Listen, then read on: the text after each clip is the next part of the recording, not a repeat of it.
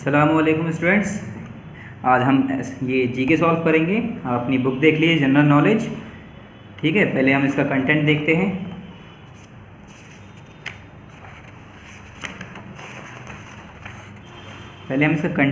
आपके पीए फर्स्ट में कितने चैप्टर आ रहे हैं। ठीक है, तो आपके पीए फर्स्ट में फर्स्ट टू 14 चैप्टर आ रहे हैं, जिसमें आज हम सॉल्व करेंगे पार्ट फर्स्ट, यानी ये 3 चैप्टर, चैप्टर फर्स्ट, चैप्टर 2 और चैप्टर सेकंड। ये 3 चैप्टर हमें पार्ट फर्स्ट में सॉल्व करने हैं, जो आज हम करने जा रहे हैं। और ये पीए फर्स्ट में आपके कितने चैप्टर हैं? 14 चैप्टर हैं। तो पहला हम ओपन कर लेते हैं फर्स्ट। ये डेली टाइम टेबल है, तो ये टाइम टेबल हर इंसान का, हर स्टूडेंट्स का अपना अपना होता है। तो पहले ये स्कूल डेज़ का टाइम टेबल है, फिर संडे और हॉलीडेज़ का टाइम टेबल है।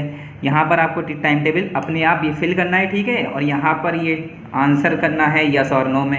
ये do you watch television more than 2 hours और डेली? क्या तुम 2 घंटे से ज़्यादा टीवी देखते हो डेली? तो अगर 2 घंटे से ज़्यादा देखते हैं आप लोग टीवी, तो यहाँ पर यस करेंगे, और नहीं देखते हैं तो नो करेंगे। इसी तरह से ये सारी जो रिक्वायरमेंट है यहाँ पर आपको यस और नो में फिल करना है।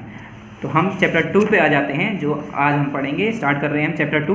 वैल्यू द टाइम, टाइम की अहमियत के बारे में बात करते हैं, वैल्यू ऑफ टाइम की। ठीक है। William Shakespeare had said, William Shakespeare कौन है? एक बहुत बड़े इंग्लिश के राइटर हैं। ठीक है, ये क्या करते हैं? इंग्लिश में राइट करते हैं, एक बहुत बड़े लेखक हैं। तो William Shakespeare had said, William Shakespeare ने क्या कहा है?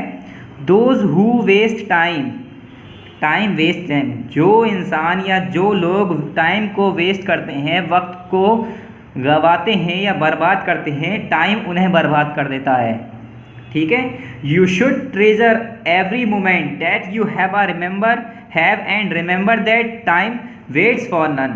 You should treasure every moment, तुम्हें हर मोमेंट को, हर एक मौके को जो है ट्रेजर करना चाहिए, एक खजाने की तरह उसे यूज़ करना चाहिए, इस्तेमाल करना चाहिए।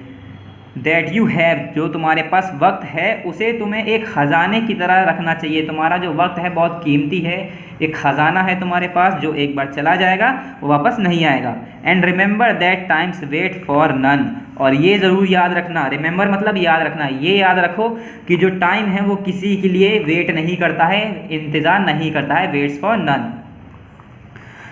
यस्टरडे इज़ हिस्ट्री, जो गुजर गया उसे क्या कहते हैं? हिस्ट्री। टुमारो इज़ मिस्ट्री, और जो आने वाला है मिस्ट्री। हिस्ट्री किसे कहते हैं? जो पास है, ठीक है। और मिस्ट्री किसे कहते हैं? जिसके बारे में हमें पता नहीं है। तो यस्टरडे यानी जो निकल गया, कल जो हमारा गुजर गया, वो हमारी हिस्ट्री हो गई, वो अब हमें पता है, मगर हमारा पास्ट हो गया, अब हम उसे चेंज नहीं कर सकते हिस्ट्री को। हिस्ट्री एक ऐसी चीज़ है जिसे हम चेंज नहीं कर सकते, जो कल चीज़ें हो चुकी हैं हम उसे अब चेंज नहीं कर सकते। टुमारो, जो कल आएगा, वो क्या है? मिस्ट्री है, जिसके बारे में हमें कुछ पता नहीं है, कल क्या होने वाला है, तो उसे क्या कहते हैं? Mystery. And today is gift, और टुडे क्या है? गिफ्ट है। और आज क्या है? आज जो हमारा दिन है, आज का दिन है, वो हमारे लिए गिफ्ट है, एक तोहफा है। So it is called present, जिसकी वजह से टुडे को यानी आज को हम क्या कहते हैं? प्रेजेंट। ठीक है, प्रेजेंट मतलब मौजूद, मौजूदा वक्त।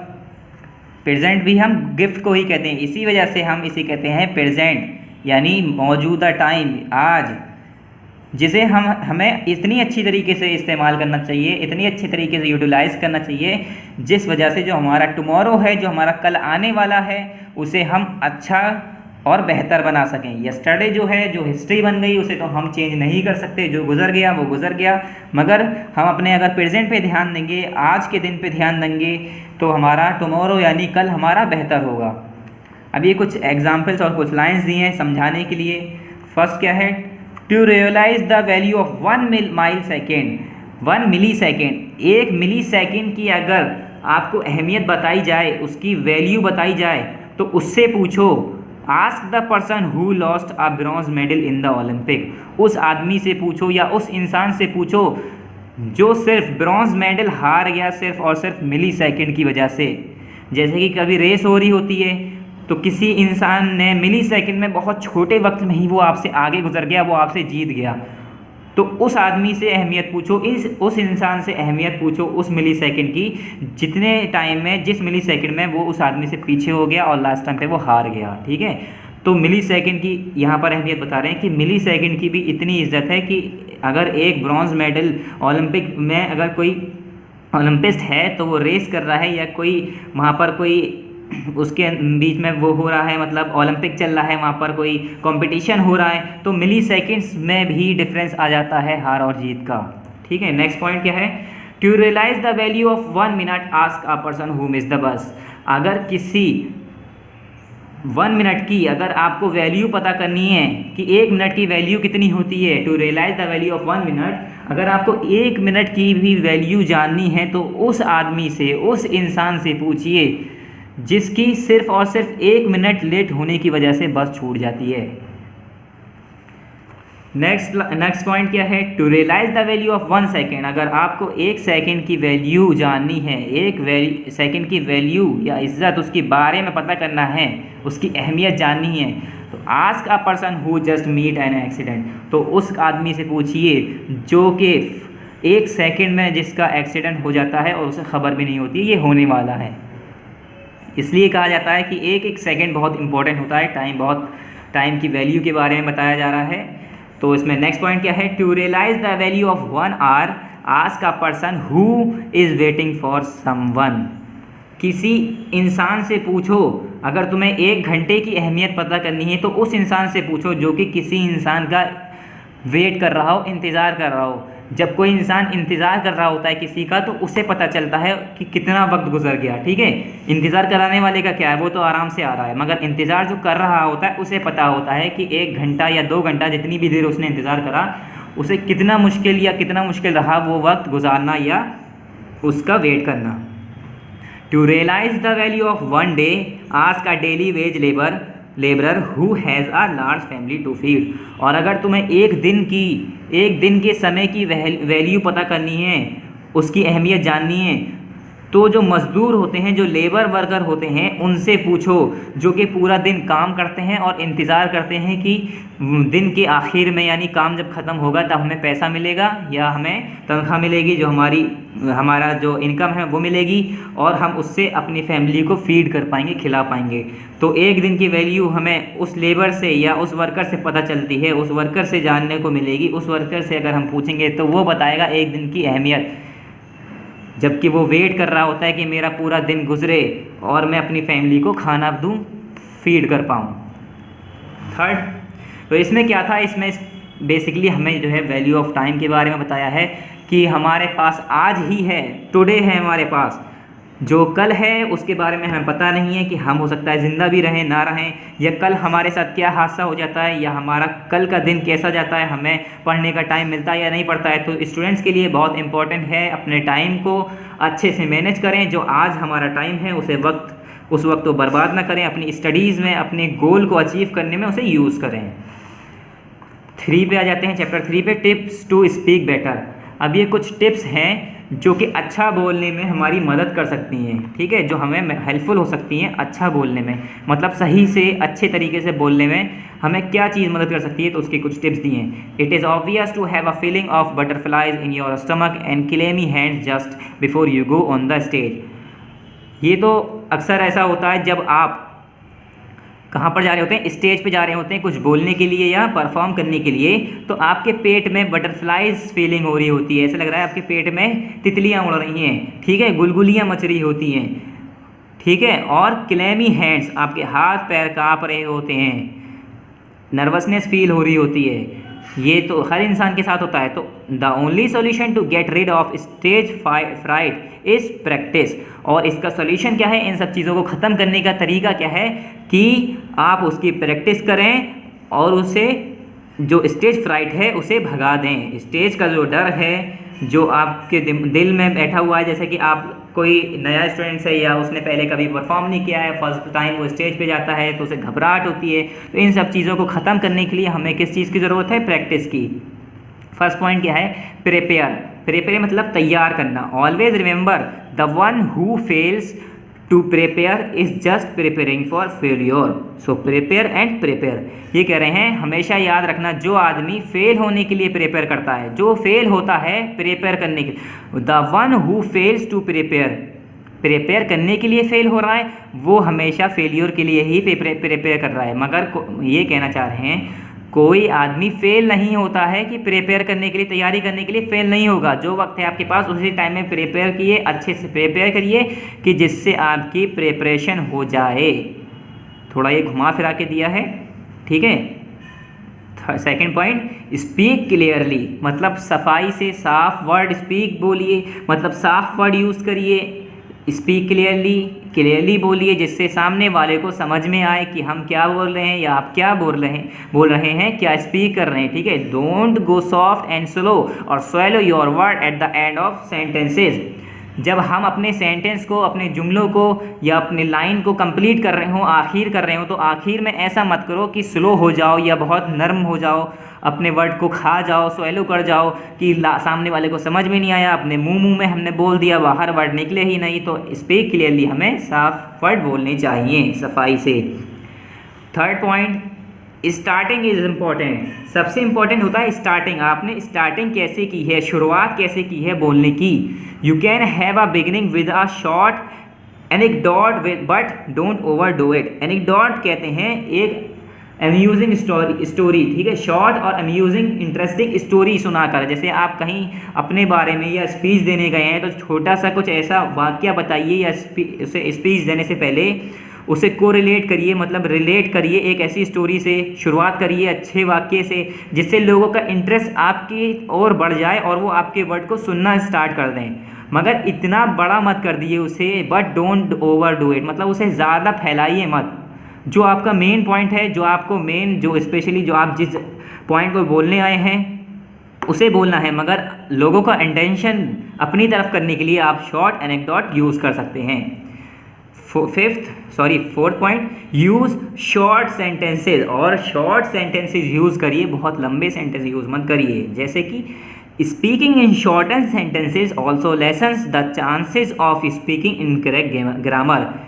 जब शॉर्ट सेंटेंसेस हम यूज़ करते हैं तो हमारे ये चांसेस होते हैं हमारे पास कि जो हम ग्रामर यूज़ कर रहे हैं वो हमारी ज़्यादा गलत नहीं होती है। So don't speak in long winding sentences. तो इसलिए हमें ज़्यादा घुमा फिरा कर लंबे वर्ड्स को, सेंटेंस को इस्तेमाल नहीं करना चाहिए जिससे हमारी और मिस्टेक्स और आ जाएँ, ठीक है। ज़्यादातर क्या होता है, हम एक्सप्लेन करने के चक्कर में या लंबा खींचने के चक्कर में क्या होता है, हम गलतियाँ कर देते हैं, अपनी ग्रामेटिकल मिस्टेक्स कर देते हैं। Next point, make eye contact. और जब हम बात कर रहे हों या अगर हम कोई स्पीच दे रहे हैं तो हमें आई कांटेक्ट रखना चाहिए अपनी ऑडियंस से या वहाँ के लोगों से, बैठे हुए लोगों से। ऐसा नहीं है कि हम जहाँ पर खड़े हैं वहाँ पर अपनी डेस्क पे या नीचे गर्दन झुका के बोल रहे हैं, तो इससे हमारा इम्पैक्ट, जो असर होता है वो सही नहीं पड़ता है। तो क्या है, look at your audience when you speak to them. जब तुम ऑडियंस की तरफ देखो, जब तुम बोल रहे हो या स्पीक कर रहे हो, तुम ऑडियंस की तरफ देखो। Off the trick to select 2 to 3 points toward the back of the room and speak looking towards them. और एक तुम इसकी ट्रिक ऐसे अपना सकते हो, एक ट्रिक ऐसी लगा सकते हो कि तुम जो पीछे स्पॉट्स बना लो, सबसे पीछे दीवार पे या रूम के जो सबसे बैकवर्ड है, सबसे पिछला एरिया है, उसका 2 या 3 हिस्से ऐसे, एक हिस्से ऐसे बना लो जिसे 1 by 1 आप देखेंगे बोलते में, ठीक है। तो उन्हें 1 by 1 देखते रहिए और आप बोलते रहिए, तो इससे क्या होगा, हमारा आई कॉन्टेक्ट सही रहेगा। Next point, modulate your voice. अपनी वॉइस को, अपनी आवाज़ को मॉड्यूलेट करिए, मतलब चेंज करते रहिए। जैसे कि don't speak in the same tone में, सेम आवाज़ में मत बोलिए। जैसे कि अब आप कहीं स्पीच देने गए हैं और ऐसा लग रहा है कि आप पोएम सुना रहे हैं या रीडिंग कर रहे हैं, बोलते चले जा रहे हैं, स्पीच देते चले जा रहे हैं एक ही टोन में। तो हमें क्या करना चाहिए, sometime you speak slow and sometime you pick up speed और sometime drop your voice to whisper and sometimes be forceful. क्या करना चाहिए, हमें कभी कभी हल्के बोलना चाहिए एंड कभी कभी हमें स्पीड पकड़ लेनी चाहिए और कभी कभी अपनी आवाज़ को झुका देना चाहिए, हल्के कर देना चाहिए। और कभी कभी विस्पर कहते हैं फुसफुसाहट, मतलब हल्के हल्के सांस, जो मुंह से सांस वाली आवाज़ आती है उस आवाज़ में बोलना चाहिए। समटाइम बी फोर्सफुल, और कभी कभी इतनी तेज़ आवाज़ में बोलना चाहिए कि सामने वाला अटेंटिव हो जाए। मतलब डिफरेंट वॉइसेस यूज़ करने चाहिए हमें बोलने में, स्पीक करने में। बी फ्रेंडली होना चाहिए। Talk to your audience as friend, और अपने ऑडियंस के साथ इस तरीके से बिहेव करिए, इस तरीके से बोलिए जैसे कि आप उनके दोस्त हैं। उन्हें ये नहीं लगना चाहिए कि आप अजनबी हैं, ठीक है। आपको उन्हें ऐसा फील होना चाहिए कि वो हमें जानते हैं। और हम उन्हें कुछ बता रहे हैं, हम स्पीक कर रहे हैं, वो हमें पहले से जानते हैं, उनके साथ एज अ फ्रेंड ट्रीट करिए। Next point, enjoy your self. और सबसे इम्पॉर्टेंट बात है ये, जब हम कहीं पर बोल रहे हैं या स्पीच दे रहे हैं तो हमें पहले तो इंजॉय होना चाहिए, मतलब हमें इंजॉयमेंट फील होना चाहिए। हमें कहीं पर अगर हम स्पीच दे रहे हैं तो हमें मज़ा आ रहा होना चाहिए उस चीज़ में, ठीक है, फील होना चाहिए कि हम क्या कर रहे हैं। This one is the most important tip on the subject. इस सब्जेक्ट पे, मतलब स्पीक बेटर जो सब्जेक्ट है, इस मुद्दे पे अगर बात करें तो ये सबसे इम्पॉर्टेंट सब्जेक्ट है हमारा, सबसे इम्पॉर्टेंट टिप है इस सब्जेक्ट पे। If you do not enjoy believe in what you are saying. अगर तुम नहीं इंजॉय करते हो, अगर नहीं इंजॉय कर रहे हो तो यकीन करो तुम क्या कह रहे हो, बिलीव करो, भरोसा करो, ठीक है।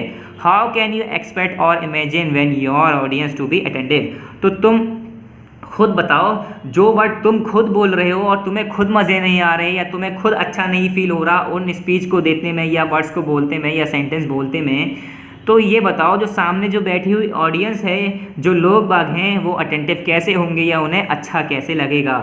जो चीज़ तुम्हें अच्छी लगेगी यानी सामने वाले को तो अच्छी लगेगी, अगर वो तुम्हें ही बेकार लग रही है तो सामने वाली जो पब्लिक है, ये ऑडियंस है, उसे कैसे एंजॉयमेंट फील होगा, उसे कैसे अटेंटिव होंगे वो लोग, वो कैसे सुनेंगे, उन्हें खुद बेकार लगेगी वो चीज़।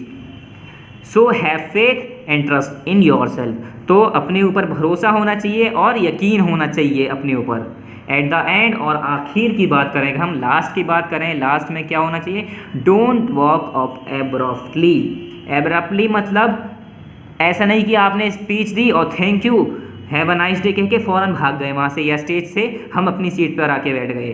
क्या करना है, थोड़ी देर वेट करना है, रुकना है।